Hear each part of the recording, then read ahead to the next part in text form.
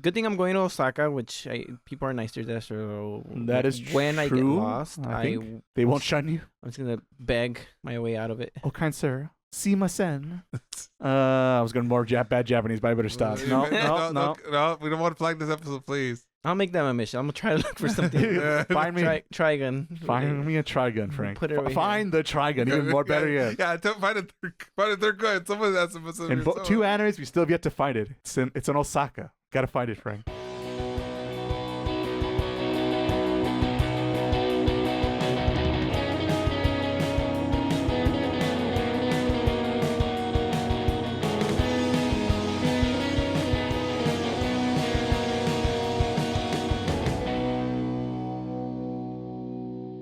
What's up, people? Welcome to Otaku, SoCal's bi-weekly anime and pop culture podcast. I'm your host, Ray, aka Sourdough Shonen.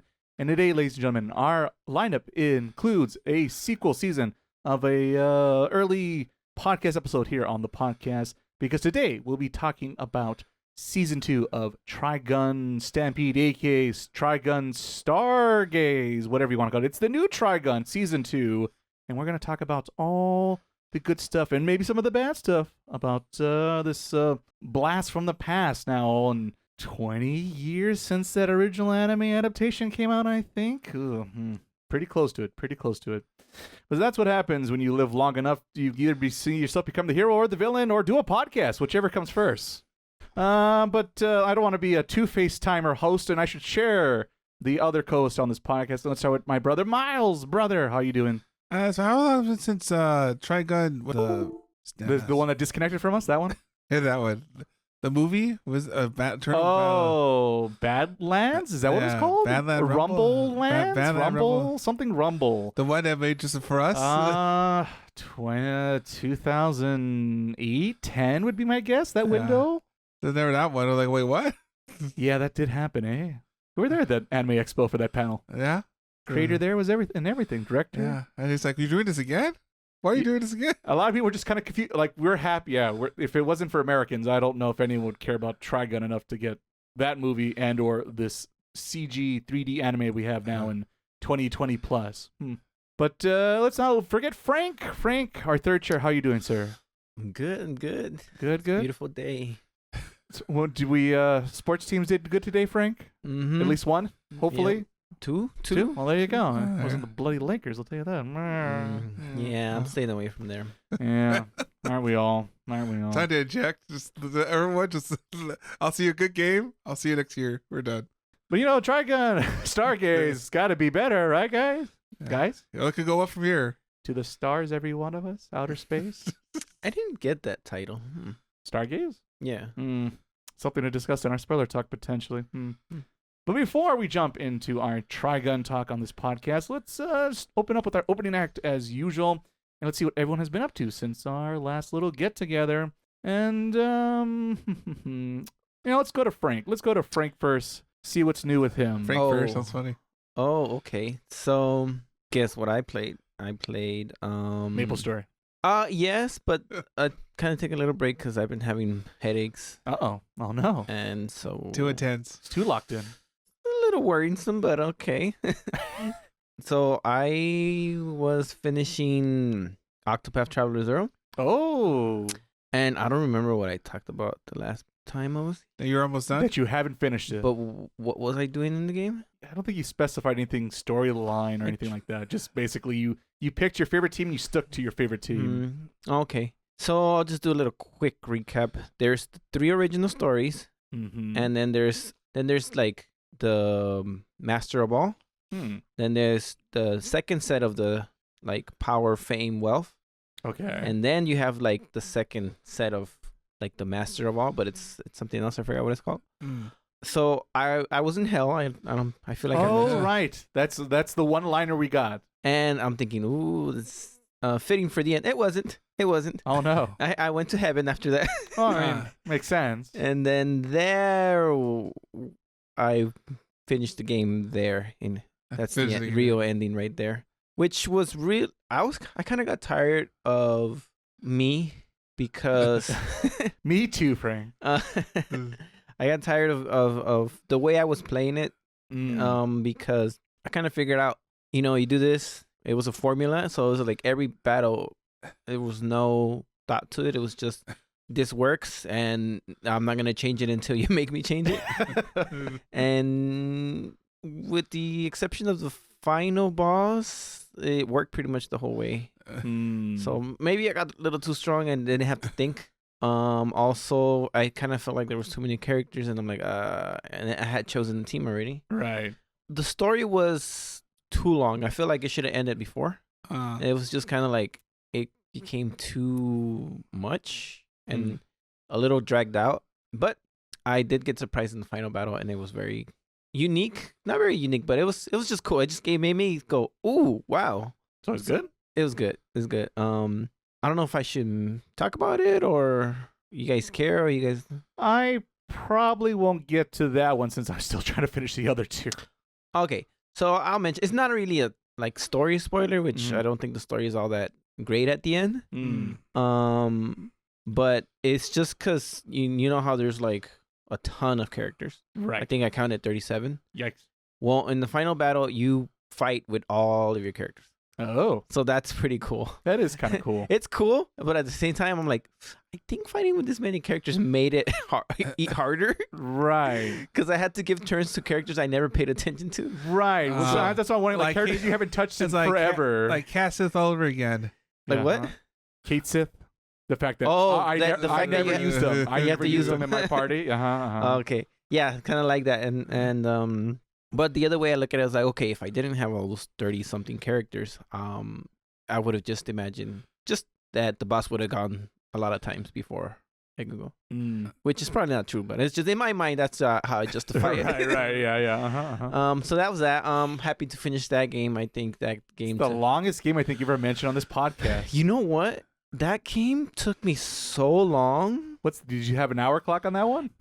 But the hours not that much. Oh, wow. It's like barely over 100 hours. Oh, wow. For as long? Yeah. I mean, for most people are like shivering, like, what? But I'm like, you would have thought that I would have been nearing like 1,000.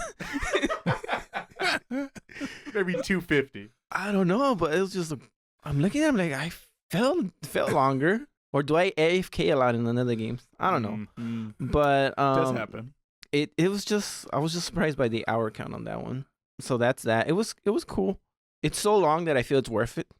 Yeah, I think you got your money's worth. I think that's safe to say. I think another reason it's long is that a lot of games you can skip a lot of stuff, and in this one, all of it is just it was long because it's long. Like they talked a lot. So unless you skip all the dialogue, then it's super short. It's a Metal Gear game here. So it's worth it. I think it's fun. I'm not gonna do a super boss. That's still only on the Switch too. Is that on the regular Switch? I feel like it's on multiple platforms. Okay, I just remember seeing it. I think it's on Steam too now. Oh, is it on PC? That would make sense. So after that, I decided I was supposed to play a game I already had, but for some reason I got the itch to buy a new game. So I was looking at the store. And I bought this game called Elementallis. I don't know if you guys heard of it. I don't think so. It was cheap. It was like $15. $2 off on sale. There you go. Hey, $2. So I haven't gotten too far to it because they talked more than I thought they would. But basically, it's a Zelda-inspired game. Okay. So it's basically Link to the Past, with different characters. Oh, it's like 2D? Yeah. I mean, literally, even the rocks and all that, they look like the sound effects. Inspired. So I'm surprised they're not getting sued. Because it's so similar. Or they gave them the okay, like, all right, you guys, we feel flattered that you're doing this. There you go. But yeah, basically it's like Zelda, and as far as I can tell, you're gonna go all around collecting elements, and those are your powers. Plus you have your sword and shield and items and stuff like that. So I'm not too far into it. It's okay. I mean, I was expecting something like Zelda, so that's what I'm getting. I'll let you know more once I play it more. But I kind of took a break from games after Octopath. I'm like, okay, I need to. My head was hurting a lot. So. Are we reaching the limit? Is that happening now? Getting old, friend. Getting old. Yeah, I might have to retire, guys. I'll let you guys know. So you hang it up, put a banner up. That's it. Yeah. We're done. I'm on vacation, so I haven't been doing more free too much. I did start watching Fire Force, the final season. Okay. Haven't gotten too far into it. I kind of been recapping the last 3 episodes of the previous season just to remember. Fresh, of course. What else? What else did I watch? I watched a little bit more of Snowball Earth. Oh, yes, from our preview of this season. Yeah, so that one, it's getting weird. I mean, I think it already was after those first 3 episodes. Because now the main girl, she can... Now it seems like it's going to be more like certain characters tame the kaijus. Oh. So it's kind of be like a... Pokemon? Not really Pokemon, because you don't have more than one kaiju, but it's kind of like... You know, you find your kaiju and I guess you decide to be buddies and... Oh, Digimon. Digimon, the other one. Yeah, there you go. Close enough. So, Digimon, if they were huge all the time. There you go. They just can't get smaller. So, that's interesting. I'm still liking it. I'm enjoying it. All right. I watched more of the Witch Hat one. Oh, yes. Everyone's favorite. It's fun. I like the animation, although I question certain things that's going on, which I don't really mind. Kogojo or whatever what's he up to these days? Kagojo? Kagojo. Kagojo saved his apprentices from the big dragon. Okay, that's good. That's good. Which was cool. What else? Going to Japan next week. I should pack my bags. That's that's a good idea. It's a good idea. Yeah, that's about it. More Maple Story, but who cares about that? It's just Frank does. No, it's just I'm not gonna bore you with like, oh, I leveled up. Like, what am I saying? We appreciate that here on the podcast, Frank. Oh, that won't make mine kind of short then. If only Miles could have the sensibilities of Frank. I like how I walked in that one, didn't I? A little bit. But yeah, I will talk about Maple Story Classic when it comes out, but who knows when that comes out. Keep us suspense. Like, subscribe today. Don't miss out on that episode. I might be absent for a while after that comes out. Oh no, we never saw Frank again. I'm tired of Maple Story. You know what I'm waiting for? Maple Story. I'm gonna drag him back just for the season previews and reviews. Oh, I did watch the John Wick movies. Oh, did we now? I mean, I watched 2 and 3. Just 2 and 3. Okay, well. What's your favorite of those 3, Frank? You have to pick one. Of the 3, I think I like part 1 better. Okay. Because probably be my answer as well. Part 2 seemed like a setup to part 3. Also true. And part 3 had way too much action. It was a lot. Yeah. So I think I like part 1 so far. All right. With that, then let's see what Miles is up to. Let's see if he's considerate as Frank can be.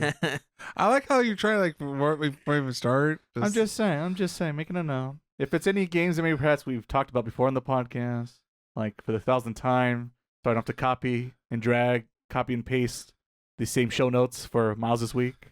I guess what I was giving him a play this week. So, so sorry. I'm sorry in advance. So I've been way back playing Star Rail. You know, of course you have. Now I'm at 3.3. I'm still behind a lot. You can do it. So no, don't. Well, these patches are pretty big. You know, it's one of those things you never realize. Like, oh, this is like double the size of normal patches I play. So it takes like almost a week to beat one patch. Like, oh, I'm going to really, it's going to take me a bit to get, I guess, current. So there's that. I am current now in ZZZ now. They finished their season 2 or whatever 2.0 patch. They're getting ready for the anniversary, which I guess is next month, I guess. And they're going to Colombia. No, they're going to Colombia.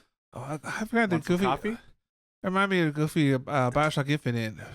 What's it? Oh, the city in the sky. Yeah, it is Colombia. It's Colombia. Okay, so that's why I thought so. They're basically going. Well, if you don't say Bioshock Colombia, people are going to think of the actual country. I think first. Oh, okay. No one's thinking about Bioshock Infinite if they don't have to. We try our best not to. Wait, is the city in the sky actually called Colombia? Oh, but it's not based on Colombia. But it's not based on. It's a whole different. It's a very different country from the one down here. So look forward to that. You know, a lot of I guess just waiting the wings because it's like it's the story was very short this time around because it was like part 2 of the last part, whatever. So it was very short. So like now just wait another month or so. So that's pretty much all I've been doing. That's it. Well, at least it was short, I suppose. Somewhat considerate. I'm trying not to bore you with the details, even though I thought some parts were kind of neat, but I'll move on. Well, you have time, Miles. When Frank had his time, you have your allotted time if you choose to. Now, if I pay attention and listen are 2 different things. I don't guarantee that. I don't. I'd rather just Because that was interesting in Star Rail, because I'm still in Amphorius, which pretty much is Greece / good old Greece times, I guess. Roman, yes. Somewhere. Is that a lot of things are happening all at once, so it's kind of hard to keep track of the story, but it's interesting because the story's going places I didn't thought it was going to go. So like it's because it's kind of a story spoiler, but apparently right now my character's alive based on memories, which is weird. All right, how Kingdom Hearts of them. Yeah, but I guess I gotta go find my soul. Apparently, that's why I'm been there, done that. That's why I'm going now. I'm going to find my soul. No, so that's pretty much my little tidbit there. All right. So for my week, for once, actually a couple things I could talk about. Shocker. What? I guess the first one to note is over on Amazon. If you have that Amazon Prime, you can check out Amazon Video, I guess the whole service name, blah, blah, blah. A few episodes ago, me and Miles talked about Jury Duty, Season 1, quotation marks, which Andy, our fourth chair on the podcast, mentioned to me. And we watched that, and Andy liked it, and so did we. And it turns out, just so happens when Andy talked about, he mentioned there's a new season called Jury Duty Presents Company Retreat. Company Retreat, that's what it is. And so it's kind of a season 2 of the series, but it has nothing to do with the previous events from the first season. For those who don't know what either of these shows is about, it's basically one person is unaware they're surrounded in a situation created by writers, producers, and actors. And in particular, it's first seasons. You imagine a name like Jury Duty. They put on a fake trial for one guy who they, I guess, trick into thinking he's part of a real case, but indeed he's not. It's all produced, and they're trying to see how long they keep the gag going, and shenanigans incur. Candid Camera Meets the Office is the quick way to sell it. And you have a similar thing in Season 2, just a new protagonist. Similar situation, just different setting, I guess, because in Season 2, in this company retreat, it involves a guy who took in a new job at a hot sauce company called Rockin' Grandma's, and he, to his knowledge, he thinks it's a real company. He's out here to make a few dollars. As a temp, a lot of that's the big question mark and head scratcher for me, the temp part to do what he does. I said, in this season. He was a professional temp, whatever he said. I guess he is, to give him some credit. Because I don't want to get too many spoilers. So yes, and so he ends up going to this company retreat, meets all these people, but they're all actors, and once again, they're trying to be very over-the-top oddballs and crazy situations just to see his reactions to the madness, right? That's the whole point of the series, these shows. And, Season 1's way better. Way better. Wow. I think they were because they got away with it in that first season. All the producers and writers, they're like, let's see if we could really break this guy this time around. And they really pushed the envelope, and I think they just tried too hard. Really too hard. I guess it worked without getting too many spoilers. Because if it was me, I think I would have called BS by episode 2. But there's still, I think, 8 episodes to catch on this particular season. Yeah. I think the protagonist he's a nice guy, but maybe too nice. Or too understanding, maybe a better way to put it? Yes. Well, I felt like the Season 1 hero protagonist was always like, oh, something crazy had happened. He'd be like, bro, come here. And like privately, quietly talk to him like, oh, man, that was kind of weird, man. Let me show you. I think this is a better way to go about the situation you find yourself in, this and that. Well, this guy just kind of shrugs and goes like, okay, boss. But I'm like, I feel like you should object a little bit more than just roll with the punches. But I guess he's a temp, and so I guess he doesn't want to step on anyone's toes. But it gets pretty outlandish in some of the scenarios they come up with. And it's just, I will say, if you stick with it, there's a little payoff at the very end, as you imagine with the scenario. Yeah. Is it enough to justify it? No. If you watch like those first 2 episodes and you're not clicking with it, you could just turn it off and find something else to watch on all your thousands of subscription services, I'm sure, because it's just not as good as that first season. I'd rather go back and watch Season 1 again than watch that season, I guess, is the quick way to sell it. Wow. That's selling it? That's, selling the first season, let's say. If it was Randy, I don't think we'll finish it. Let's just leave it. Yeah, and that is the thing. It was because Andy was still positive about season 2. He didn't like it as much as season 1, but to me, it's like black and white. And he just liked the practice of season 2. A lot nicer than I would have been, let's say. But hey, it's something to watch, and I still got to enjoy my Amazon while it's still a reasonable price because everything's getting more expensive. Shocker. Speaking about TV show subscription services, over on Disney Plus, you can now watch and complete season 2 of Daredevil Born Again? Born Again. That's the one because it's based off the Frank Miller novel name series comic book run. It's good, maybe, potentially. So ever since this revival, because it's kind of a season 4, but not, but also yes. Yeah. It's more of a season 4 than not. But they do things that I get, especially in particular season 4, I guess I would have not done myself as a writer in the situation that they build upon in those first 3 seasons. But they did what they did to change things up to, I guess, to make it feel like, oh, it's a Disney MCU production and not the Netflix people anymore. What did they change, if you can say without spoiling? The problem is it's like a huge spoiler in like the first episode of that season 4. So I can't really say. Let's just say someone you knew a lot in season 1, 2, and 3 is no longer there in season 4 for various reasons that they try to justify, and it kind of makes sense, but also I go, does it though in the grand scheme of things? So tell me. I won't tell you, Frank. I won't tell me. It's I forgot his name. We'll talk about it later.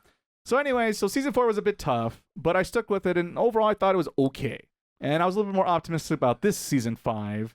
And I think overall it did deliver what I expected, though I had kind of low expectations. Right. So that definitely did help my enjoyment of this particular season.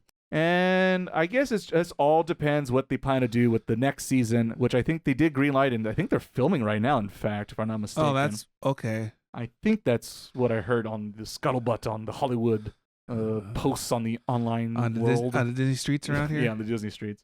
And one of the main other players that shows up in season 4 doesn't show up in season 5, which is confusing, but they're also showing up in their own project also soon. So yeah, there's a lot of things going on, and I think it's interesting. I think it's good. I don't think it's good as those first 3 seasons still. Yeah. But I think the actor Charlie Cox still does a great job playing the Daredevil. And everyone else, Wilson Fisk and being the Kingpin and this and that. I think the acting's on point. Even and I didn't know this about this, but I saw it on the internet. It made sense now that the deputy mayor, the actor is James Gandolfini's son from The Sopranos. Yeah, it looks like. I mean, it makes sense. You look at him, you're like, yeah. Yeah, it's just when I was like, oh, he did look familiar. He had a familiar face, let's say. Yeah. And I guess his family roots and TV shows ties are hard to break, apparently. Yeah. But he was very good, and like I said, all the acting overall. But we'll see. It depends what happens in season 3 / the MC universe, because Doomsday's coming. Well, I think Spidey's first, though, isn't he? Yeah, that one's even sooner, which I guess is also going to be a thing. There's a lot of things. A lot of setups. And we're all waiting for the payoff to see if it's going to be interesting. Oh, waiting for Frank to come back. Me? Oh, Frank Castle. You and I got confused. Like, which Frank now? The last note about this season 5, you might see some other familiar faces make a reappearance, which was neat and cool. So, and someone waiting for that call. Can you call me, Frank? Yeah, someone's also maybe waiting by their phone, seeing if a phone will ring, perhaps. And good luck. Good luck to you, sir. But yeah, it was all right. It was all right. Overall, I guess a slight thumbs up if I have to pick A or B. It could have been worse. Yeah, that is true. Expectations help a lot in that. It could be season. Like Goofy Quantumania, which it could be no. Oh, that was a mess for so many reasons. Oh, but I mean, MCU Marvel stuff is all in general a mess. Yikes. So there is that. I feel like there's one more thing and my brain is forgetting. Oh, speaking about John Wick, me and Miles also saw this and I forgot about it, but have you ever seen this one, Frank? Nobody? Oh, yeah. No, I haven't. If I'm not mistaken, I think it is the same director from the first John Wick movie. That makes sense. And it stars Saul Goodman. Yes. Oh, wow, I'm blanking on the actor's name. But yeah, Saul Goodman from Breaking Bad and Better Call Saul. I'm going to be kicking myself later. Editor Ray's going to chew me out. he stars in it, and it's a similar concept kind of to John Wick, where our protagonist is, a more older man, has got a family, he's retired, if you will. But once upon a time, he used to be a lethal weapon, a tool for the government. Bob Odenkirk. That's what it. God dang it. That's exactly what it is. But of course, trouble comes finding his way, because trouble always does for these people in their situations, and he has to take off the rust and get to work one more time in these situations. And yeah, I think overall it worked pretty well. It is older John Wick, I guess. And there's a couple sequences that does feel like you would expect in the John Wick franchise. So if you like nice, tight, choreographed action sequences, you do get some of that as well in this little movie. And yeah, it was it's been a minute, but it was a fun popcorn movie. Pop it in, pop it out. 90 minutes, you're done, you're in, you're out. You had a good time. And you can see Doc Brown with the shotgun. Yeah. Oh, man. Maybe I'll get Andy to check it out. Bring it Back to the Future reference. Andy, I'll wake him up in case he's tuning in this episode. There, you're welcome. But now it's time to wake up Frank on this episode of the podcast, because Frank, I've gone back to a little darling classic that you and me have talked about a few times in the past. But Frank, I've got a call from the past. I've been awakened to my 3DS, and I went back to Fire Emblem Awakening. Ooh, that's weird. Slightly weird. Time to go back to the mines, everybody. But I was just feeling it. I was because it was just one of those. Oh, I know what it was. It was basically I was watching a stream, and they were talking about the 3DS, and I went, you know what sounds good? Fire Emblem fucking Awakening. If only I had my 3DS and my copy. Oh, wait, I do. Then let's just put it on and play it. So, yes, I have been going through that. It is going to be this is my fourth run. This is my fourth run of playing Awakening. That's crazy. It is a little crazy. This time I did switch out some of the relationships things. Okay, let me back it up a bit. So in Fire Emblem Awakening, the quick version of the story, Awakening happens at the same time as the original Fire Emblem, but like thousands of years down the line. And it's about like knights and lords and kingships, and everyone's in a feud, and there's an evil dragon that's being resurrected. Think Legend of Zelda, basically, and that's kind of the situation you find yourself in Awakening. And also to get Andy back to tune in the podcast, there's a little bit of a time travel mechanic also introduced in this game, where you have your party of knights and different class of mages and all sorts of things, very typical JRPG situation classes.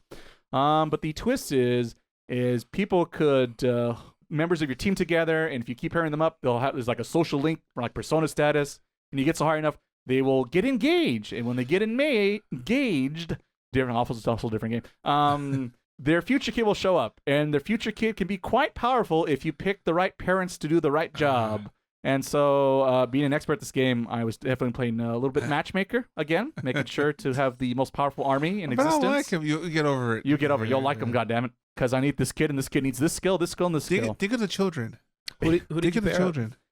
So this time around, I picked a male Robin, the main protagonist, Tactician, there you go. Character, and this time around, I married Cordelia, the Pegasus Knight, the redhead. Frank approved, I imagine. Because, let's see here. Now I'm trying to think. Good choice. I think the first time around, I went with... It doesn't even matter for the skill, just the hair. The hair. Well, the skills are also bonus because she can learn the Dark Gale, which is lets you move 2 times in one turn if you defeat an enemy. And, of course, I remember my kid's super strong, so of course they can. And I'm trying to think, because I think the first round I married Traha, the dark sorceress girl, the emo girl. Oh yeah, that one. She's gonna got like a really suggestive figure, which I was like, maybe if I stumble upon it, Japan, perhaps. Yeah, sure. And then I think the pulls. There you go. And then I did female Robin, and then married Crom. Made Lucina super strong because she wasn't broken enough. The ultimate. And then the last playthrough, I was back to male, and that time I picked Lucina just out of curiosity because you can also marry one of the future kids, which is kind of weird, kind of.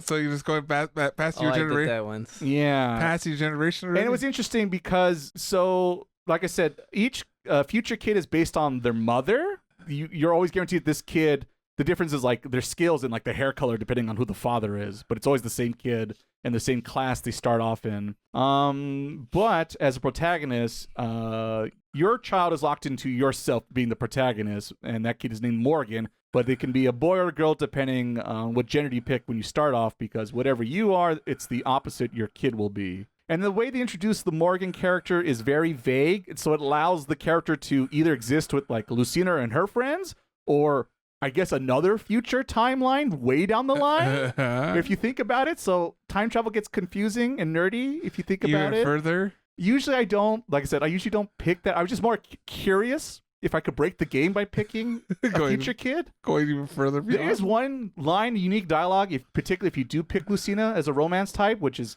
I'm surprised they even wrote or designed that scenario to be different. So kudos for that. Fun fact. I played this game a lot. No kidding. Played it again. And yeah, I'm probably halfway-ish there, because I think today I finally... No, there's actually one more kid I have to round up. I have to round up the future dragon kid, but she's pretty useless, so meh. But already my kid, Sevria, I think so. The tsundere, she's just Osaka Langley. And Morgan and Lucina are so broken. Absolutely broken. Ultimate team. By the way, Donald could also be broken as hell. Donald's the guy with the bucket for head. Oh, yeah, he's strong. He's very strong. And his kid's quite strong also, which was the first time, because that character's not very good for me, but this time playthrough, whoever you pick Donald with, whoever future kid you want to be strong, marry Donald. Free tip. Free tip. Very good. But yeah, I'm just having fun. I'm getting all the skills. I have the DLC, so it's easy for me to, if I want money, boom, I need some money. Hey, I want to grind out and get to the next class to get that one skill, move on to the next skill. Yeah, I could do that. I am just playing it on the normal mode, but I do have classic mode on, which I forget, but I guess this is old Fire Emblem these days, but it's not as hard as the previous Fire Emblems, but it is harder than modern Fire Emblems, because the PC CPU will just be a jerk and like just beat up the smallest kid in the whole party, just keep welling on them. So yeah, you do have to be careful, because a couple times I had to restart maps because I assumed they would be total jerks. They're definitely jerks in this game. So if you want a challenge, Awakening definitely has that. But also if you want a nice easy mode, you can put on the casual mode, so permadeath is gone. And the maps are easier to deal with. And like I said, if you buy the DLC, well, actually you can't buy the DLC anymore. What am I on? If you're lucky and you know someone, and I bet you the files are on the internet, if you have the DLC, you can make the game even easier. But I think the mechanic of raising your kids, leveling them up, and I think even the story stuff still gets to me. And so it's just the right amount of nostalgia I've been going through, and it's like, oh right, this is why I keep my old games in consoles, because if I want to play them, boom, I can. I don't have to worry about no emulation problems or giving Nintendo or someone else my paycheck again to play these same games with some stupid subscription service or some mediocre HD port on a newer console. So yes, keep your games, kids, if you can. Yeah. If you, once again, but if you're able to these days. I was gonna say most people probably can't even have that option. Oh well, shrug. So there you go. There's my JRPG of the week. Or the month that we're going. Yeah, I guess so. But I'm probably gonna knock it out, because the problem is I should have put the game on hard, because like now my kids are so broken they could like take on the whole army literally by themselves. It's kind of embarrassing. Anyway, give it a basic sword or whatnot. Not even give it like a super sword. Just yeah.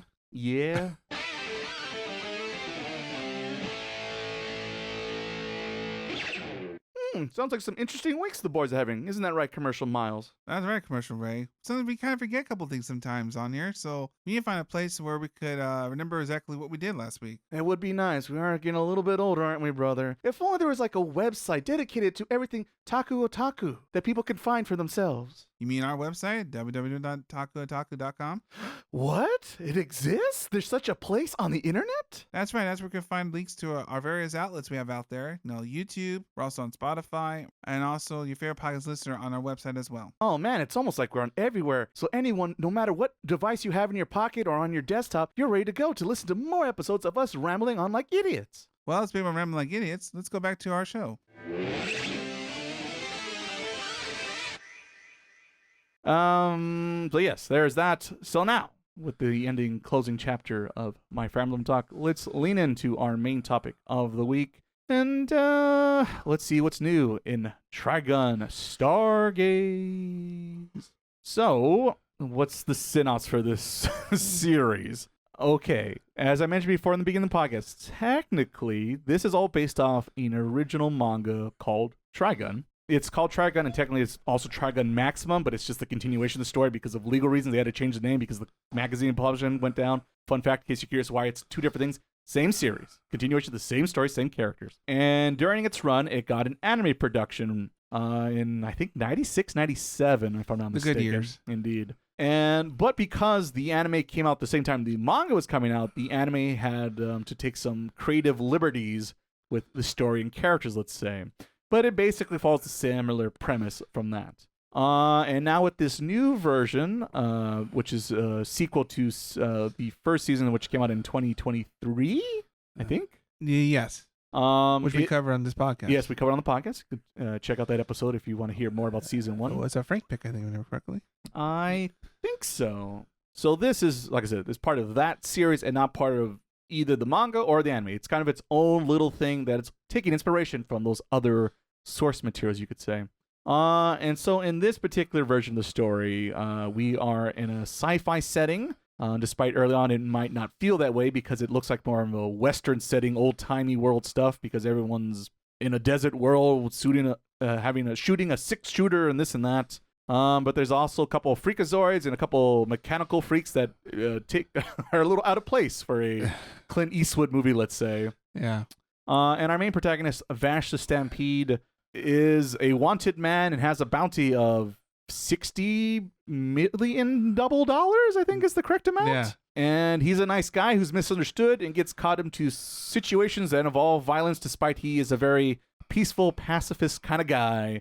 But trouble comes looking for him, and then he meets, in this version, a newspaper writer named Meryl? Yeah. I always have to correct myself because my brain wants to go to the original version. And Robert De Niro's there in season 1. That happens.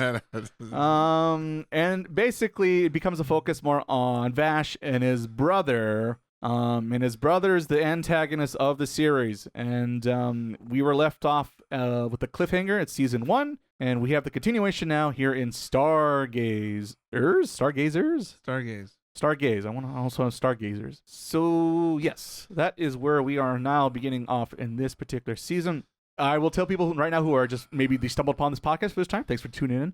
I would highly suggest to check out that first discussion we talked about that season 1 because it'd be very difficult to talk about season 2 without season 1 to go along with it. You can't cheat your way on this one, I'm afraid. Let's see here. So we're gonna open up with talk that is clean, nice and safe, and let's start with Frank. Frank, what's your thoughts about this particular season of this Trigun adaptation? I think it looks very nice, like visually. I think the music was at certain points it hit me. Like I'm like, ooh, I like this. Like I like it when stuff is happening and the music just fits it well. Mm-hmm. I like certain points that made me laugh. Like, what's the tall girl's name? Millie. There's a part where Wolfwood's extending his hand, is asking something, and she shakes his hand. Oh yes. Just little moments like that I enjoyed. I like certain things that were the same but different. Mm-hmm. So I like how they went back to when he was sad in the original one, where he goes into that town to like just because he's depressed. Mm-hmm. I like that happened again in a different way. I think that's it for likes. Dislikes, I think it had way too much action for my liking, or at least the type of action that I feel is almost like filler. Oh, you know what? There are certain fights that I did like. I like the magician versus Wolfwood a lot. Magician. Magician. Yes. I thought that was really cool, especially when he would blow on the saxophone? Yeah, the saxophone. What is this? The horn freak? Yeah. But most of the fighting, I didn't like that. It was just no consequences fighting. A lot of it, where they would get shot, and we're like, well, I haven't. I don't know how many elixirs Wolf had, but he had elixirs. He was ready. Phoenix Downs and everything. Something. He had something like he full had health. All He had the game shark going on. Up, down. I didn't like that they had another guy just for no reason. Yeah. Levi? Yes, his brother, quotation marks. I felt that he was like, well, why did we? I feel like in Smash Brothers we have Roy, we have Marth, we have more Fire Emblem characters, I say. But you do the same thing. But slightly different. Slightly. So I didn't get the point of that guy. I just feel like Oda wrote the ending of this show where he just doesn't want to kill anybody. He's just like, I don't know why that got to me, but it did. So yeah, cause okay, come on, what's going on here? Like, it was a little forced, not really. Little forced for sure. The girls seem useless for most of the part. Yeah, they didn't have much of a point to the story this time around. Maybe it's just nostalgia talking, but I was hoping that this season, I mean, with the exception of the beginning, that he would be more of the Vash we knew, the happy, making jokes. It just never got to that. No, not really. So it was just depressing all over again. He was bummed out, man. Yeah. For good reason, to be fair, but also, yeah. And then I didn't like that, man, the blue guy could have just killed everybody. I don't know what. Yeah, there's that. That did bug me in the original one, too. Mm-hmm. I don't even know why he lost in the original one, to be honest. Well, it was we'll get into spoilers, I guess. In this one, it made more sense, I guess. I think this would have been better if it was shorter. I think it was dragged out because I think it could have been like a 4-episode thing, and you could have had all these things not be dragged out. And there's certain things where they I feel like they were supposed to be impactful, but they weren't because I thought we already knew these things. Right. Am I allowed to talk about? I was gonna say maybe save the film that we can fill in the blanks later on. Let's see. No, I'm gonna go too much into spoilers if I just keep saying what I didn't like. Too much into detail. So it sounds like you were disappointed, perhaps. I was, based on the standard that was set. Mm-hmm. We did like season 1 quite a bit, but it was okay. It wasn't like I felt like wasting my time, but it was just we were expecting to go to the NBA Finals and first round, and it's still an accomplishment to make it to the playoffs, but. Not what we want. Not what we want. Not with this team. Not with this crew and everything. Yeah. Yeah, perhaps I might agree with that. But before we see what I'm up to, let's see what Miles is thinking. What do you think about this, brother? Let's see. Where do we start without going into spoilers? Well, I guess it is a tone. It does, for better or worse, try to be different. Didn't try to really copy and paste everything that happens. The action, like Frank says, it was my too action, but no, there were good shots in the action of the. No, it wasn't like herky jerky or it was pretty smooth throughout. They're like when Vash was like loading his gun or something. Now you could see like when putting the bullets in. That was kind of neat to see. It didn't look bad per se. It's all 3D animation, right? It was beautiful. It did move pretty well. Depending on what anime fan, because once again, some anime fans when you hear 3D CG, it's like instantly turn off. I hate it. Blah blah blah blah. But if you're an open-minded individual, it's better than what you would think when you hear those words put together. Thought it was nice, but it was just it got too Dragon Ball-ish for me. A little bit, definitely got there. But it looked nice. Sorry to cut you off. No, that's fine. The thing is, like we mentioned before, is that it is a downgrade. I feel we're too busy moping and kind of really not really having fun per se compared to like. Well, the original, of course, but even Stampede, in which there was a little more humor and like lifts here and there. While here it's like where it's constantly, he's like my brother. This is definitely like the serious season, which once again, technically yes, considering everything that happens from that season and this setup of this season, but also would be a little bit funner if there wasn't so heavy all the time. And it's weird because in the moments it does try to levy up. It's kind of weird spots. That's the other thing. And it's like we're doing this now. What happens earlier? Yeah, pacing and timing is it's difficult this season. It is funny that some characters they say we don't have time for it, so we're not gonna bother. They're just gone. It is interesting the choices they make. If you're familiar with either the original anime or the manga, they make some editorial differences and changes and cuts in particular just to move the plot along. But I guess we're at a point now, like I said, anymore we're going to spoil something else. Just stop right there. Alrighty. For myself, that isn't spoilerific talk. I think overall, I still think the animation is pretty good. But I do remember, maybe this is my nostalgia goggles, even if it's only a few years ago, but since we kind of started the podcast when that show came out, maybe I have a little extra nostalgia for that reason. I remember the animation being a little bit nicer in that first season compared to this season. It's still not bad, but like to me, I would have said the first season was like a 10 out of 10. Well, this one's more like an 8 out of 10 if you're an animation freak and you look and count all the frames per second, this and that. The thing that's a little bit more tis, let's say, in that regard, it's not so much the actual animation, but the editing and cutting of timing of scenes. Because they did this also in season 1, but I felt like they did more in this season once again, where there's a couple shots that are actually in 2D animation style, traditional stuff, but most of the time the show is in 3D. But in this season, there's a couple more shots where they switch from 2D to 3D, and it's always kind of jarring for me to switch that. Maybe you can't notice it, or you won't notice it, but I guess I do see it.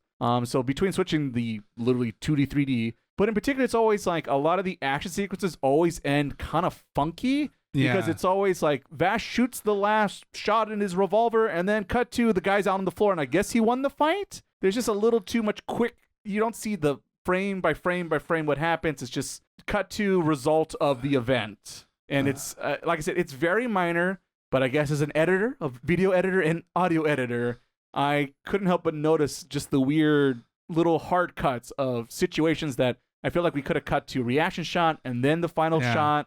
Just something to kind of slowly like lower the seriousness of the scene, the dramatic of the scene. But it's always just a hard cut early in this season and pretty much throughout the season, I felt like. So just little things like that I felt a little off. Pacing. As Frank suggested, I really think this would have done a lot better as a long movie than a 12, 13 episode TV show. We could have got rid of the fluff. If they wanted to be serious, I think that tone of seriousness works better in as a movie format than a TV show format.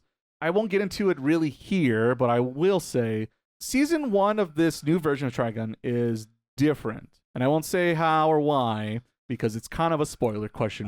But if you remember the old show, it's a nice little surprise when you get to the new one.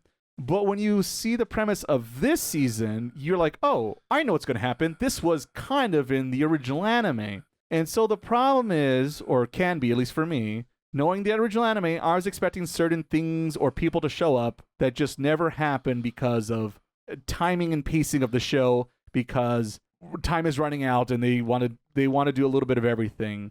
And so you can be a little disappointed if you're an old school Trigun fan looking for certain situations and characters to show up, because they just won't happen. And some of the dramatic beats also don't work as well because they want to be different from that original run, which makes sense. But also at some point when you do too many things different, are we losing the soul of the show, I question, let's say. And I wondered that once or twice in this particular season. I guess real quick, because I don't think anyone said it, and I think that I pretty much said what I said that isn't into spoilers. Let's go back down the line. Frank, would you recommend the show? And if so, who would you recommend it for? I would, but I guess I wouldn't recommend it to the people that have seen the original. So I would be like, if you're expecting the original, don't. But if you want to watch something nice, then yeah. Fair enough. Miles, how about you? Yeah, it's similar. I mean, the thing is, I feel like based on what we know, if you've never seen the original Trigun, you like this build to what we saw before. It makes sense where it's going. But if you know the original Trigun, like certain events happen, and it kind of like you're waiting for the more silly, I guess, like not side quests, like other filler things. Yeah, a lot more episodic content. But I feel like when we straight went, like we skipped like plot. We went straight forward through like to the end. You easily you can make a season of which you get to know the characters, how this world is, the way how things develop after the events of season 1, and then go into the the nitty gritty and end of stuff. But we just skipped that and just went straight, just all meat and no potatoes. It was missing the adventure, huh? Yeah, there's no adventure. No adventure. It's just serious business. Oh, here comes my brother. Oh, he's crazy. I better stop him again. For myself, I actually don't think I would recommend it to almost everyone, honestly. And I was thinking about that because at first I was thinking, like, don't watch this as definitely don't watch. I would definitely not recommend this for anyone who's seen the original version and you want to see like a new version, a new remix when CG 3D. When it's not, I'm not talking about the animation is the problem. I just think the writing, the decisions they made doesn't make enough sense, and the payoff for it isn't as good because I feel like it's either too long or they don't have enough time to do the proper story they should have done instead. It's this weird middle ground that it doesn't win. And two, I think if you've never seen the original version or the manga and you just know this new version, I don't think this ending is very satisfying either compared to what you could get if you could, because in a weird way, without getting into spoilers, you could watch that first season of this new version and just jump into the original 90s anime and get most of the story. Or vice versa, you could either watch the new anime and then go read the manga if you want the whole story. Yeah. If you want to be really nerdy about it. So I just feel like this version, this ending is not as good as the other endings you could get that are out there currently if you know where to look on the internet. Having said that, do I think this season's particularly bad? No. Do I think it's kind of forgettable and maybe a little pointless? Yeah, kind of. So yeah, that's the reason I can't recommend it. But if you're determined to find out, it's not the worst thing to turn on the television for, but not by much more than that. We've seen worse shows in this show. Yes, I will definitely say that. It does very podcast even. It does be Company Retreat. That I could tell you. Yes, I would also agree on that statement. So yeah, there is our recommendations for Stargaze. But if you've already seen Stargaze or you don't care about spoilers, you crazy people, we're now going to jump into all the nitty gritty, the things we liked and didn't like in particular about this season. I think it's only fitting to go back to Frank. Frank, what's on your mind? What's on your chest? What is on my mind? I guess I was just thinking about the ending and how weird I felt watching it. Because how different is this than the manga? So here's the thing. I don't know a lot about the manga because I've never read it all the way through, but I did one day, I think when we covered season 1, I did look up like the cliff notes of the manga to see, guys, what's the Trigun? He has, I think I remember hearing about this. He has 3 guns. There are 3 guns, and it still doesn't appear in this version. two anime adaptations, and we still don't know what the fucking Trigun is. 3rd time's the charm, I guess.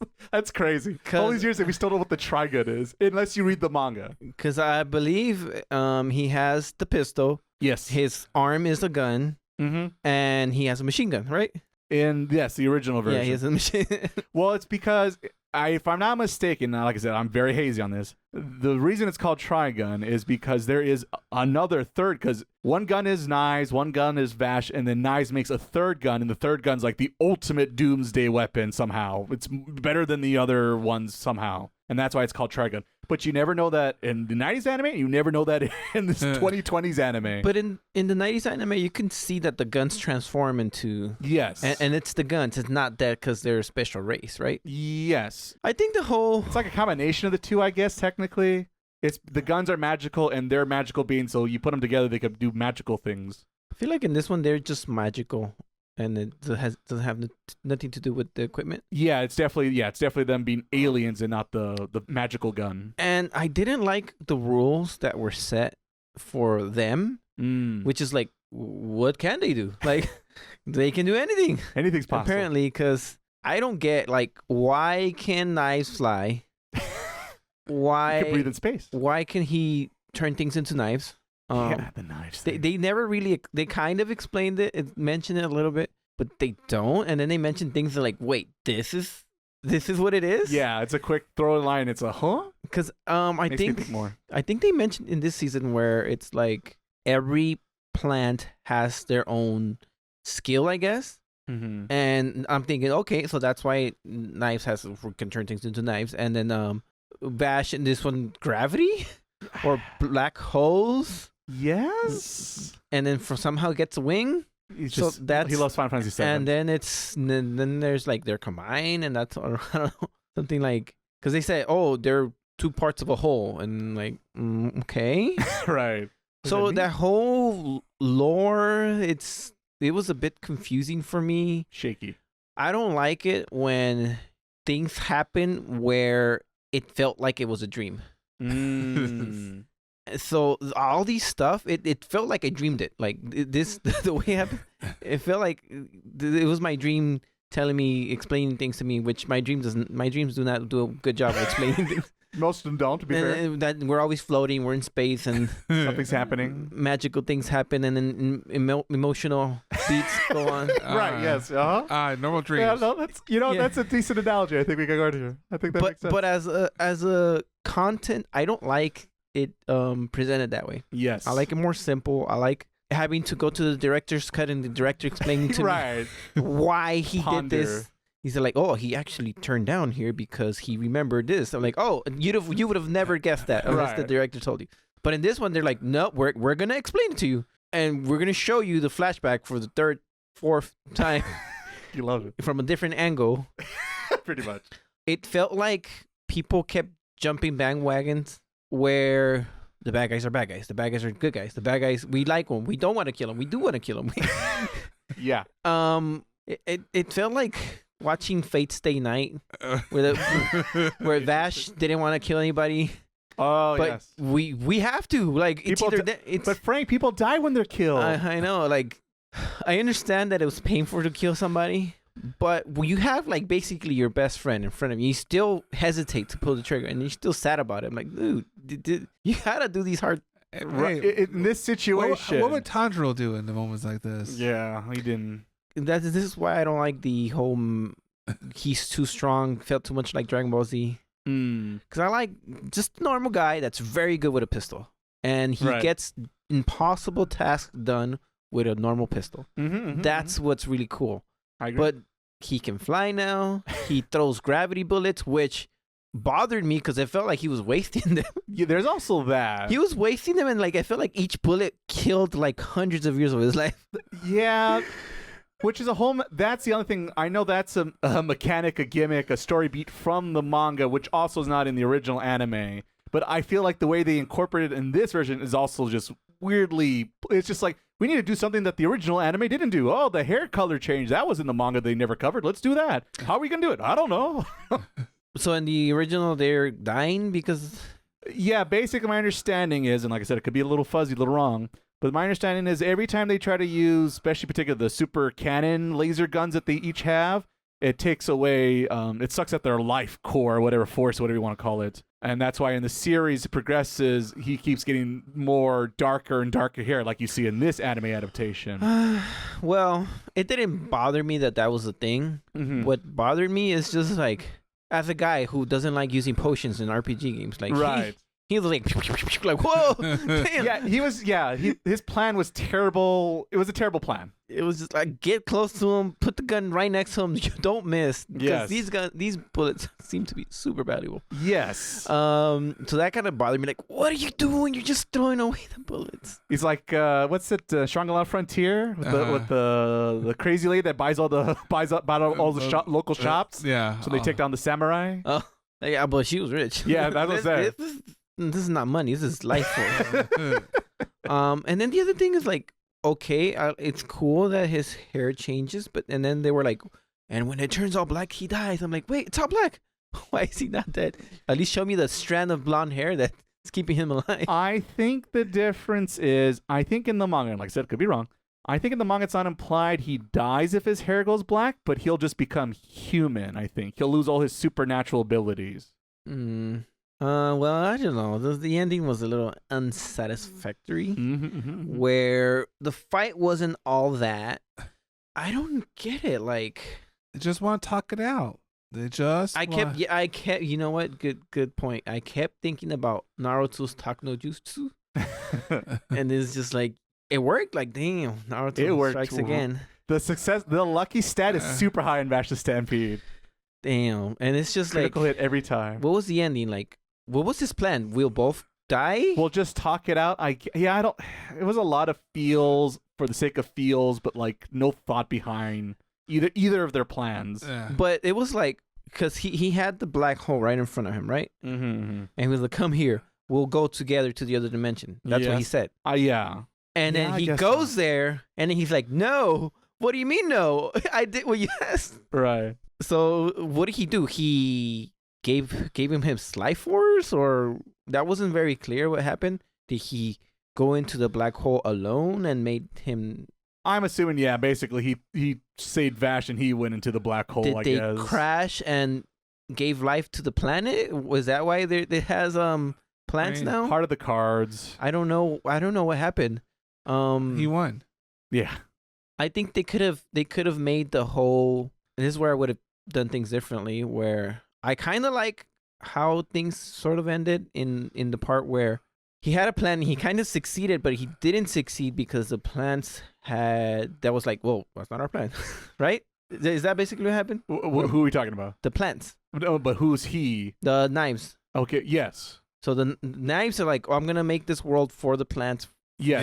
Yeah. And then the plants were like, that's your plan. Yeah. Well, so yeah, because there's a whole thing of where it's a lot of kumbayas, feels. Let's just hug it out, bro. And it's a whole thing because in the beginning you assume Knives knows more about the plants, and that's why he's cheering on the plants. But apparently he doesn't know shit about the plants, and he's just like guessing they want revenge. And it turns out he can't hear them because everyone thinks like he can hear them and Vash can, and that's why Knives is better and why he's right, because he's more understanding and care about the plants. Oh, Vash is a selfish jerk who only cares about the human beings. Turns out neither one can do anything more magical than the other one can. And yeah, and then Knives is the world's biggest hypocrite because I'm about to save the plants. Now gather both the plants so I can kill them all so I can become stronger. Yeah. So, but for the plants though. For the plants though. For the plants though, as he absorbed every you single die plant. in honor for me to save your future brethren. Probably, and also maybe. became like Super God, Super Saiyan at the end for some reason. Yeah, and he has that big old. He's got his like gold experience. It's a gold experience. Yeah, there's all that. But I was gonna call it his. What do you call the goofy blanket things you wrap yourself in? Snuggly or whatever. He's just on his robe, walking around with his little. I thought he was gonna have like his Game Boy popping up or something. I also hate the fact, and I said this on the first discussion of season 1. I hate the fact they keep trying to justify the name Knives. His name isn't Knives, it's Nye, but he gives himself the name Knives because he wants to be crazy and wield knives. Just go with it, anime. Don't explain anime nonsense. You're going to lose the war. Yeah, there's a lot of like head scratch moments like, wait, what? Like you said, the whole like, you too can be a hero. And like just, a little bit. Everybody here, Vash? Is everyone like? It's like he's like at the end. Only the blue hair guy was the villain, the antagonist. Yeah, well, he was all of them put together. He was trying to fill. That was the thing. That character was also all over the place. Like you said, he was playing like all the roles of all the missing characters. If you know, you know. Like my name is Seven over here. Like he's everybody. Where's Swinsui at? Got some competition out here. Like who got you? Challenge over here. He was a jack of Joker, jack of all trades. Isn't that? Yikes. Sorry, Frank. Was there anything else, Frank? It's a lot. It's a lot that I don't understand what was going on. Interesting choices, let's say. Yeah, especially waiting this long. Why did that Tesla come out at the end? Yeah, I see that. Razio Robert De Niro. Why does he show up at the end? He also gets resurrected. Apparently, how did I not recognize him? That's my question. And like I thought it was like gonna play off and like be like I'm like his son or something, or grandfather or something. But no, it's like implied it's more just him. Question mark? That was weird. It's even got the same voice. That was like the greatest thing for that voice actor. He has to do like one line and got paid. Sweet.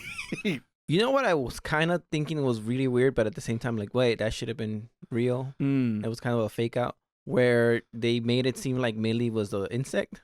Oh yeah, I guess so. It seemed like that was going that way? Question mark. And then it was like, oh no, they just tamers. Yeah, that's their bread and butter. So that was. I was wondering if it would have been better if it was. Yeah. Because at the end, those insects were just observers. I'm like, oh, okay. Yeah, pretty much. That is the. I'll save it for my turn, I guess.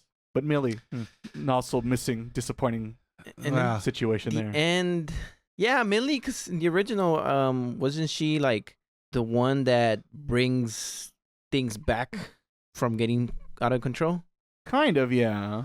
And then the ending was like, it was weird. Like, no, I'm not going. Yes, you are. yes, you are. You're going with us because we need to make a part 3 in case we need it. Yeah. And it's a whole thing. The move over Solid Snake because these girls are like the best sneaking super soldiers ever been on this like flying fortress and this and that.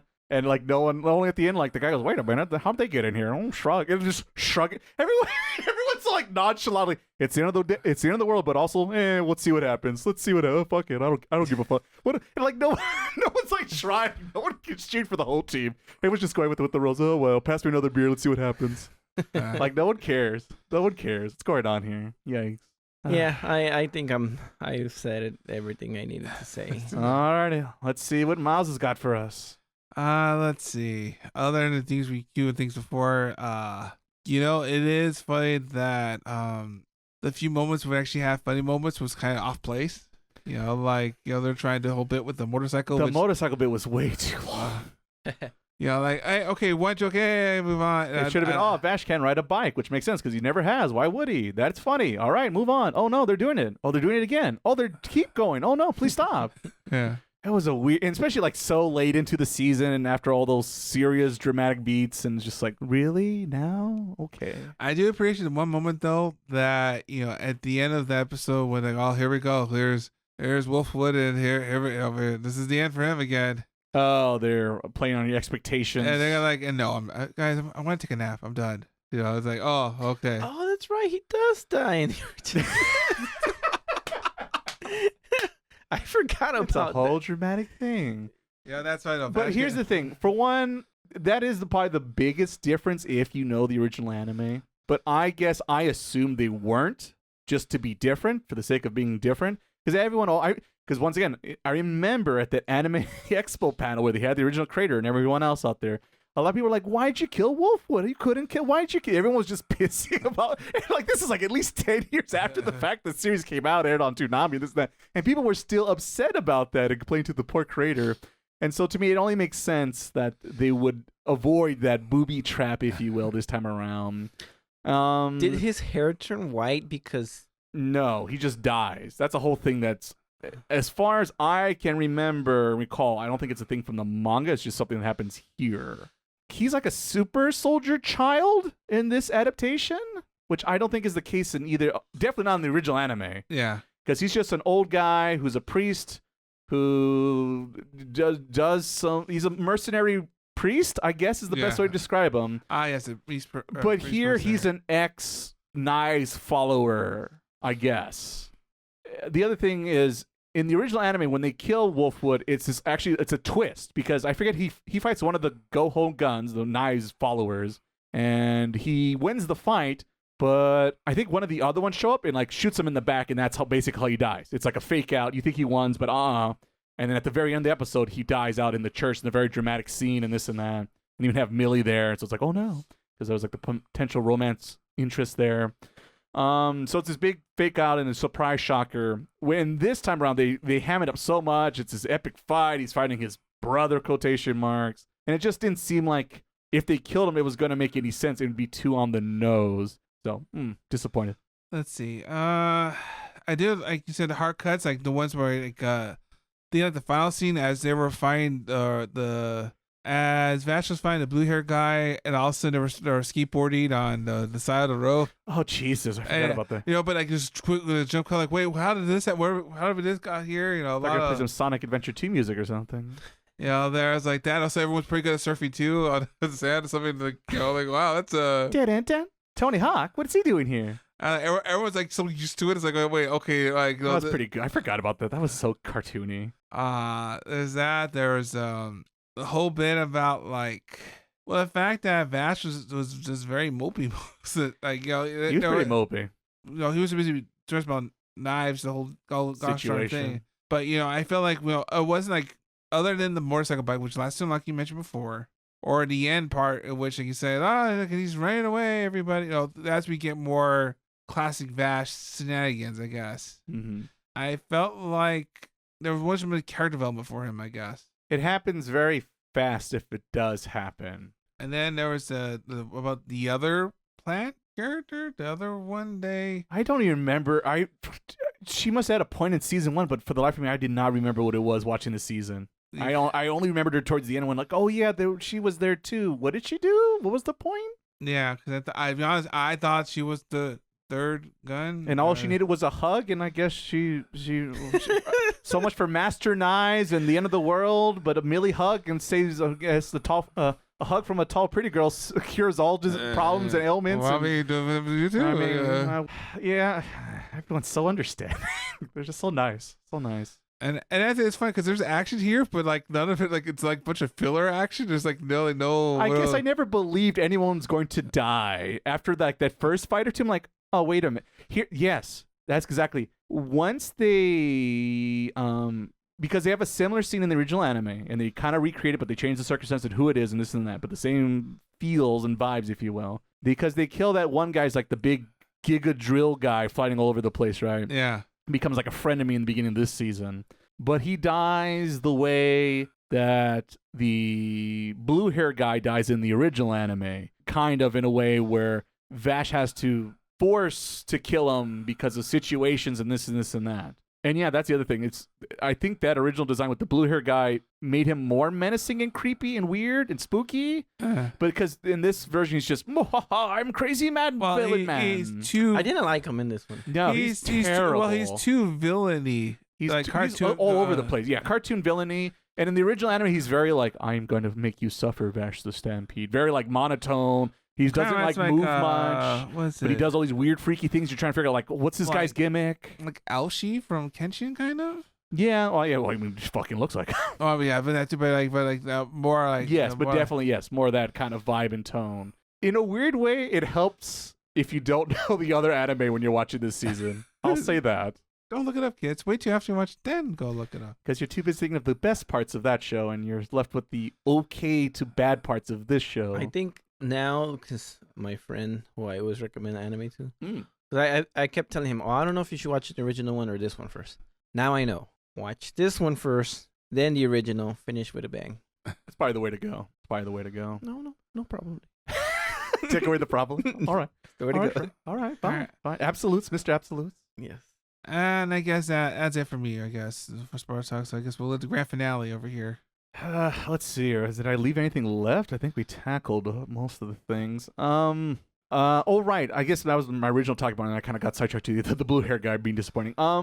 Ever since Vash had to kill that guy in the beginning with the torpedo guy, it felt like that was because that great sacrifice comes at the because he is the last of the Gohon guns in the original anime, and it feels like that's the ultimate. Like we got him. We'll take his will from the fight, right? Yeah. And it made sense in that setup in that version. But by having Vash suffer so early on in this particular version, it feels like we can't. It's unobtainable to get that high again, right? Because we've hit the peak already. But like this is episode 2 or 3 of this season. So whoops. And so I just felt like he can't kill anyone else this season. It's going to have to be peaceful resolutions. And because they haven't teased any of the other Goho guns, you get the sax guy, the puppeteer guy, and the bullet twisting guy. There's a robot guy, but I don't remember the robot guy in the first one. Yeah, I don't know. There might have been a quick robot guy and he blows away, but like there was the sniper guy, and then there was the samurai dude, and then there was like the chick with the big cowboy hat, I think. Anyway, the point being is there's a lot more other characters that they did not introduce, and I think overall, I think the idea of cutting down that villains gallery is the right call. But the ones they picked were like maybe not the best, or definitely the least interesting versions of those characters to pick on top of it. Wow. So it's just kind of weird. Most interesting one was the sax guy, and they paint a very different picture than in the anime. Maybe in the manga he acts like this, but in the anime... because in the anime, I remember him just being a lackey for the blue hair guy and just a devout follower, like no questions asked. But here he's like, whoa, this knives guy, he scares me. I have to do my bidding or he's going to kill me next. Like he killed my friends. Oh no. But then like one conversation with Wolfwood, and he just like, all right, maybe I'm, and like, well, I guess they destroy a saxophone. I guess it was the one of a kind apparently. Yeah, can make it again. But like I said, I guess his will to fight wasn't very strong to begin with, question mark. So yeah, and then why would they send him off to deal with him by themselves? Does he know he's going to be a turncoat? And everyone's plans is terrible. Just not good at all.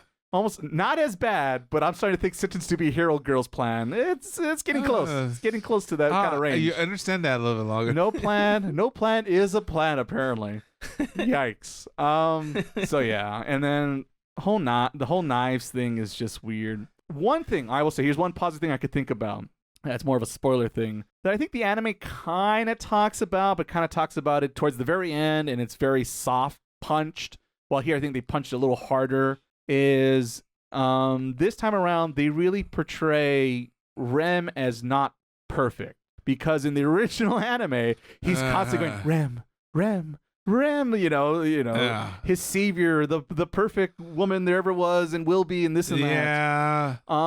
And it makes sense for his character. She's basically his mother, so it makes sense. But it gets a little old for one. But at the end, the original anime run, that becomes like the very question he has at the end, because Rem is always be peaceful, the rightful choice, right? And it's just not working for Vash in that particular run, very towards the end, especially after the fight with the blue hair guy and this and that. And so at the end of that anime, he kind of realizes, hey, Rem's got good advice, but I can't take everything she ever said to the note, to the letter, right? There's got to be some wiggle room in her philosophies and her beliefs. Yeah. And like I said, so it was a nice way he kind of realized I have to be my own person and make my own decisions, right? But it's very at the end, it's kind of you have to do the homework to get there. And here they have a whole scene with the Tesla girl who was like the reason to motivate Knives to do what he does, I guess, basically. Yeah. Because the humans experiment on one of the plant beings for their own selfish greed. And there's an opportunity to Rem to step up and be like, no, we shouldn't do that. That's cruel and mean. We should have some humanity in this and that. But she doesn't say anything at that point in time because she needs to have that experience that'll motivate her in the future to then care and protect Knives and Vash later on when they show up. So it makes sense. But by showing that scene to us, the audience, it proves that she is not perfect. And people learn from experience. And it was that experience that motivated her, like I said, to become the saint-like being that she becomes in Vash's mind and this and that. But also at the same time, it would have been maybe a little bit nice to have a little bit more of her also maybe a little bit in this adaptation. But what about outside of that? How's like Vash going, life everyday people? Because it's like, it didn't support any of the other side characters. Like we had little moments here and there, like with, like the people at October.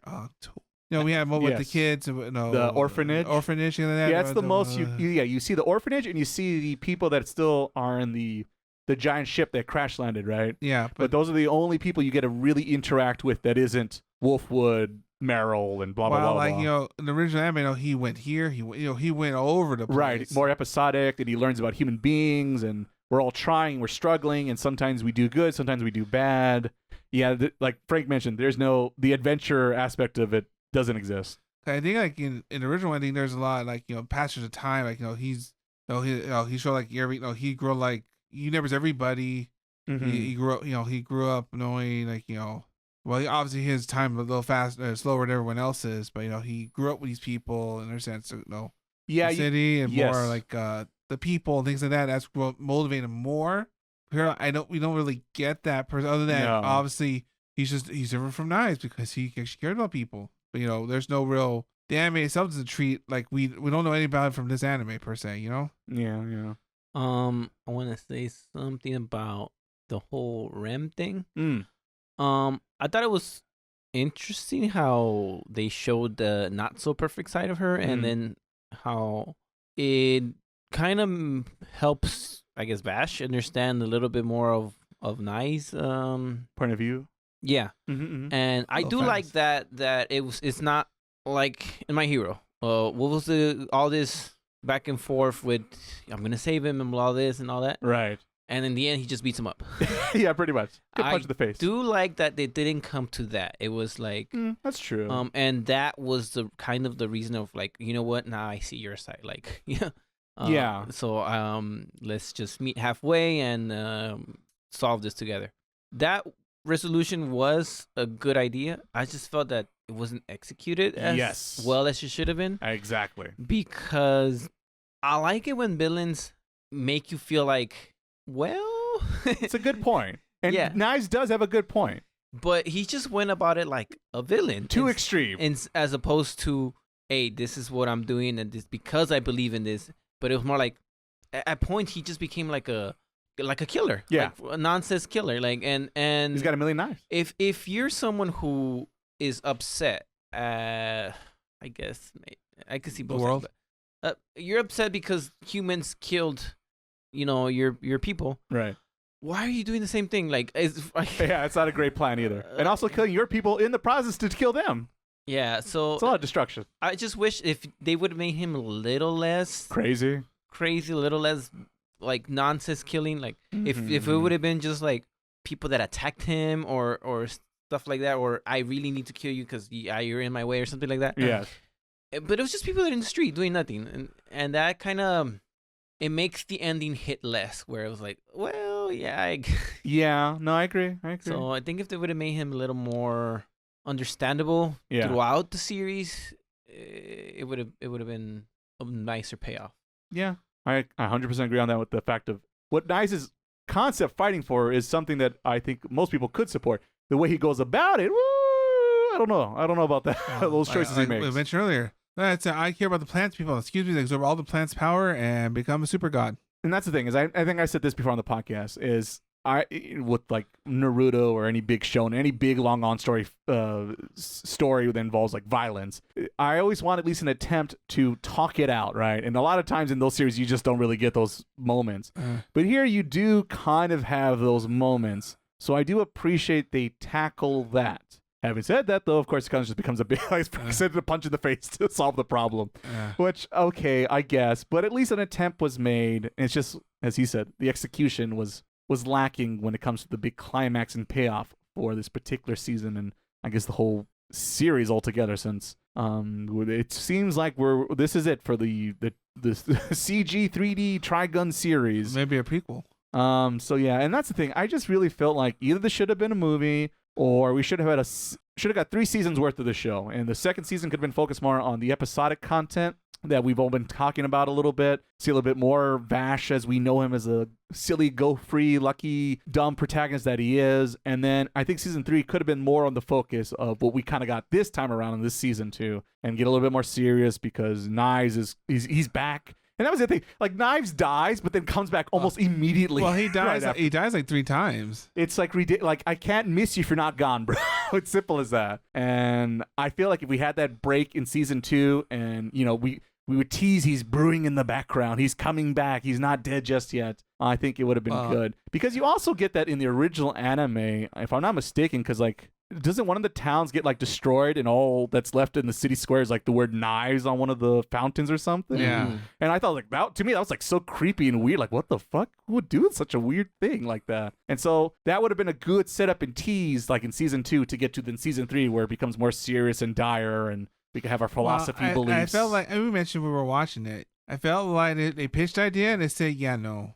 Yeah, and that's the thing, is it definitely feels they got away in season 1 because it's like a remake of Trigun. Who would do that and this and that? And because no one had any expectations. And I remember I was surprised how much I enjoyed that first season of this new show. I really did think it'd be as good, or I liked it as much as I did. But sadly, it felt like all my concerns I felt were going to come around that first time around showed up in this season. And one of the reasons for that, I imagine, is because, like I said, it felt like they didn't have much time or money as they did with that first time around, because it was kind of an unknown underground thing. Because once again, for those who don't know, Trigun is not popular in Japan.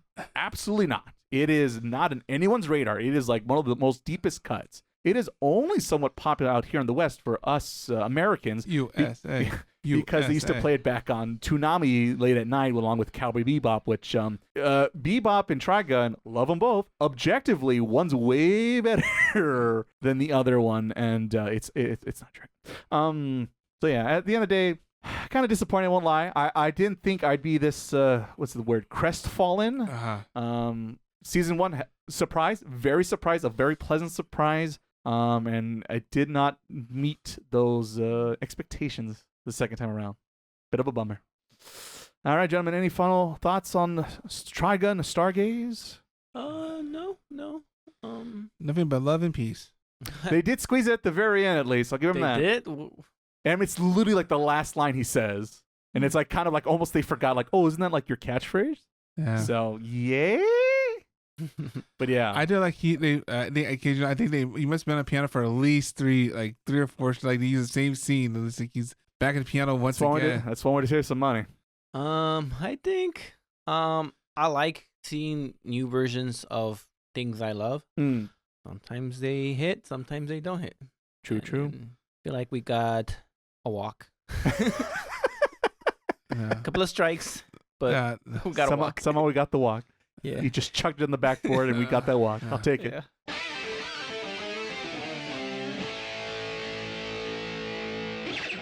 Oh, man, that was one interesting spoiler discussion these guys just had. Well, there was a way for everyone to listen to our thoughts throughout the week. Well, you're just in luck, Commercial Mouth. It just so happens we're on all the major social media networks out there. Yeah, like there are posts on Bluesky or pictures on Instagram. You'll find all the things that we do outside the podcast. Wait. We do things outside the podcast? Well, it's not like we sit here for 2 weeks until the next podcast. I do. Why would you do that? I don't want to miss out on another episode of Taku Taku Podcast. Also, just like the listeners, so let's get back to it. Alrighty, gentlemen, that will end our discussion on Trigun Stargaze. Let's see here. What else do we have on the lineup? Oh, it's looking at my notes here. Shuffle. So yes, next time on the podcast, Frank will be out hanging out in the land of the rising sun.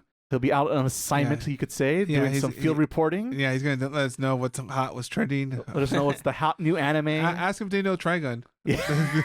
I dare you to find one Trigun figure in Japan, Frank. Everybody's going to be dressed up as Trigun. I know, right? That's Trigun. And he has 3 guns. And they're like, what that's the Trigun shit. There it is. I'm going to come back with blonde and black hair. There you go. That's going to need a lot of gel, Frank. You need a lot of gel. In his absence, me and Miles will be back on assignment to then discuss Oshi no Ko season 3 this time around. Going back to that, also another. Let's see here. I hope this sequel season will be better, perhaps. Fingers are crossed right now. I'll try to watch it and I'll send you my thoughts. There you go. Send me a few thoughts, Frank. I might need them. I will say I enjoyed season 2 more than I thought I would. So, but I said that with Trigun. Stampede. Well, I think we went for. It's like My Hero. We reached the peak, and now here's the rest of it. And here's the rest of it. We shall see. But that is next on the lineup, and then after that, we have Freerin, right? Freerin. I butchered that name so long. I don't know if I'm even seeing it right for once. Anime of the year of 2024 and 2025. Yes, indeed. Everyone's favorite anime of the whatever. It's a good show. You should watch the show. It's like a show that should have probably... Maybe let's let the show finish before we praise it as the next coming of somebody. As the poor writer struggles to go like, I'm good to... Yes, he takes a hiatus to go like, fuck, why did I write myself into a corner? Writer 101 mistake. Never suggest something so early on a series and have no idea what it represents. Oda, One Piece? I was going to bring my Freerin shirt today. Well, I better bring it. That's next time, Frank. Got to bring it. I'll bring it next. Got to bring it next. Got to be ready, prepared. Let everyone know. Yeah, bring all your merch from Japan. Bring all your merch in. There you go. I look forward to more figures in the background of the podcast room, Frank. I'll try to bring you guys something if it's... I need I don't know, a Vash the Stampede, I guess. Yeah. I would be impressed if you do find one. There'd be a small keychain. I think there is. I think I have seen one that does exist. It's like one of one, probably. Yeah. But it does exist. I think I have seen it now that I think about it a little bit harder. Yeah. It's going to be interesting. I'm going to cut my hair over there. I'm going to... Are you going to spike it up? I don't think I'll cut it that short. But... Or you'd be like season one Vash, you have it to the side. It's going to be like Shippuden over here with the time skip. Yeah, so it should be fun. Hopefully, I don't get lost. Hopefully, which is a real possibility. Google Maps, Frank. Google Maps are your friend. Good thing I'm going to Osaka, which people are nicer there. So that is when true. I get lost, they won't shun you. I'm just gonna beg my way out of it. Oh, kind sir, simasen. I was going more bad Japanese, but I better stop. No. We don't want to flag this episode, please. I'm going to save poor editor Ray some work later on in the podcast. And now let's just jump to the last part of the podcast where I thank my co-host. So, Frank, thank you so much, sir. I look forward to my $500 Vash the Stampede figure when you come back. 500 yen. 500. Oh, nice. All right. Damn it. Still through it. Just specify. All right, fair enough, Frank. Thank you, sir. Brother Miles, thanks for being here. You know, actually, I think about now, I think there's an Nendoroid of new Vash. I think that would be somewhat surprising. Man, maybe high. I'll make that my mission. I'm gonna try to look for something. Find me Trigun. Find me a Trigun, Frank. Put it Find the Trigun. Even more better yet. Yeah, find a third good. Someone has some. In two animes, we still have yet to find it. It's in Osaka. Gotta find it, Frank. Check out the riverbanks. That's what it find the One Piece before the Trigun. Probably. You probably have a good chance, Frank. But of course, our biggest thank you goes to you guys, our listeners, for hanging out this whole time, listening to us get lost on my Fire Emblem talk, Frank's travels and Zero prequels, gotcha almost games, but not really. And then Miles has just gotcha games, flat and simple. Thank you so much for tuning into all that. And of course, our Trigun anime talk. And hope you guys have a good one here from the near future. Until then, laters, people. Bye.